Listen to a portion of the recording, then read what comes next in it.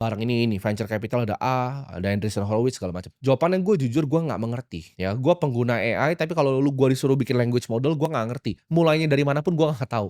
Adalah gue belajar sedikit-sedikit dari course Nvidia tapi gue nggak ngerti jawabannya. Gue bukan expert di machine learning, gue bukan expert di artificial intelligence. Saya tidak mengerti, jadi gue nggak ikut investasi karena gue nggak paham cara bikin agentic AI itu seperti apa. Itu bukan circle of competence gue. Uang sekolah ya, uang yang tadi permanent loss of capital yang gue lakukan untuk hal-hal seperti ini, sudah banyak sekali di hidup gue. Tiap kali gue investasi di apa yang gue tidak mengerti, 100% uang gue pasti kena bakar. Bro, ini ada startup ini pasti kebakar uang gue. Ini ada deal private equity begini, gue nggak ngerti, gue coba masuk, uang gue kebakar. Udah berkali-kali ini terjadi sama gue. Kalian harus paham ya, investasi itu mirip seperti seorang pilot. Kalau lu mengoverestimasi kemampuan lu sendiri, itu ujung-ujungnya celaka. Lu terlalu ugal gitu, celaka.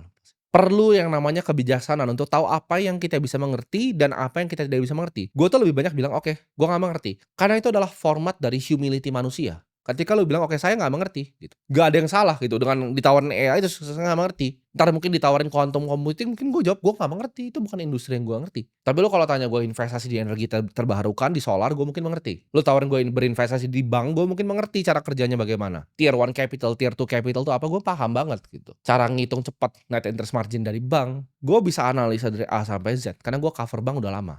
Balik lagi, kalau kalian pernah kerja mungkin di fund ya, buy side atau di sell side di sekuritas, itu analisnya tuh dibagi coveragenya. Mereka punya universe sendiri. Contoh ada yang spesialisasi di bank, ada yang spesialisasi di pertambangan, di mining, ada yang spesialisasi di consumer goods. Ini mereka pun dipisah-pisah. Jadi orang tuh harus punya yang namanya circle of competence mereka sendiri. Suatu bidang area investasi yang lu paham betul. Jadi investasi itu nggak harus di aset A, B, atau C. Nggak harus di saham perusahaan, nggak harus di B, di kripto, nggak harus C, di real estate. Tapi di apa yang lu paling mengerti sebenarnya. Lu paling mengerti nih, ini lu tinggal di sini udah lama gitu, lu ngerti banget harga sewanya semua berapa, silahkan lu main properti. Lu ngerti banget tentang emas, sejarahnya bagaimana, silahkan main emas. Tapi investasilah di apa yang lu mengerti. Karena ketika lu keluar dari itu, pasti lu rugi. Ini akan bikin decision making lu, keputusan lu lebih tajam. Ketika lu nggak ngerti, oke skip. Ngerti, beli. Nggak ngerti, skip.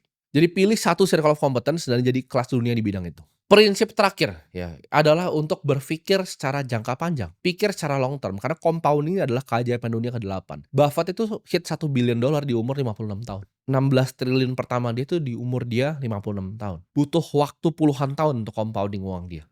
Nge-sprint pendek, tapi mereka nggak lihat bahwa investasi adalah game seperti maraton. Siapa yang punya endurance, siapa yang tahan paling lama,